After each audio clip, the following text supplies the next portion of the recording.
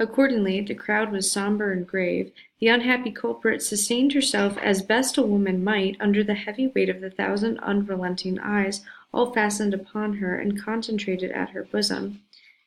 It was almost intolerable to be borne. Of an impulsive and passionate nature, she had fortified herself to encounter the stings and venomous stabs of the public contumely, wrecking itself in every variety of insult. But there was a quality so much more terrible in the solemn mood of the popular mind, that she longed rather to behold all those rigid countenances contorted with scornful merriment, and herself the object.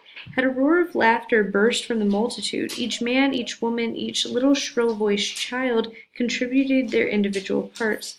Hester Prynne might have repaid them all with a bitter and disdainful smile, but under the laden infliction which it was her doom to endure, she felt at moments as if she must needs shriek out with the full power of her lungs, and cast herself from the scaffold down upon the ground, or else go mad at once.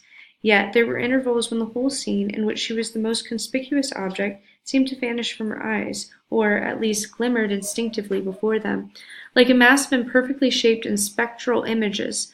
Her mind, and especially her memory, was preternaturally active, and kept bringing up other scenes than this roughly hewn street of a little town on the edge of the western wilderness.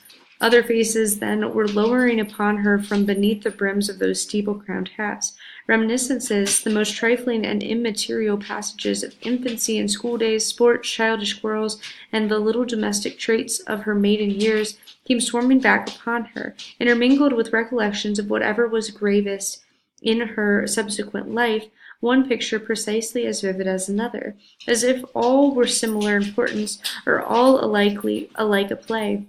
Possibly it was an instinctive device of her spirit to relieve itself by the exhibition of these phantasmagoric forms from the cruel weight and the hardness of the reality. Be that as it might, the scaffold of the pillory was a point of view that revealed to Hester Prynne the entire track along which she had been treading since her happy infancy. Standing on that miserable eminence, she saw again her native village, in Old England, and her paternal home, a decayed house of grey stone with a poverty-stricken aspect, but retaining a half-obliterated shield of arms over the portal in token of gentility. She saw her father's face, with its bold brow and reverend white beard, that flowed over the old-fashioned Elizabethan ruff. Her mother's, too, with the look of heedful, anxious love which it always wore in remembrance, and which, even since her death, had so often laid the impediment of a gentle remonstrance in her daughter's pathway. She saw her own face glowing with the girlish beauty and illuminating all the interior of the dusky mirror in which she had been wont to gaze at it. There she beheld another countenance of a man well stricken in years, a pale, thin, scholar-like visage, with eyes dim and bleared by the lamplight, and had served them to pore over many ponderous books. Yet those same bleared optics had a strange penetrating power, when it was their owner's purpose to read the human soul. This figure of the study in the cloister, as Hester Prynne's woman fancy failed not to recall, was slightly deformed, with the left shoulder a trifle higher than the right.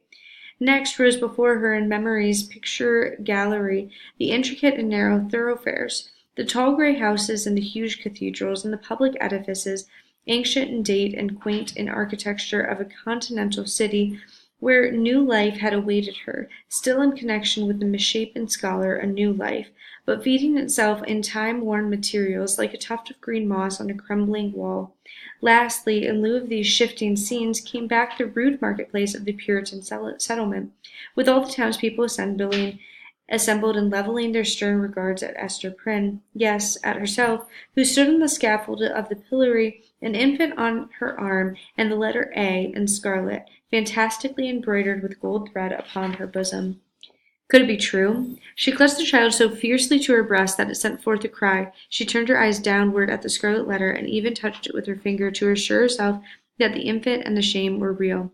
Yes, these were her realities. All else had vanished.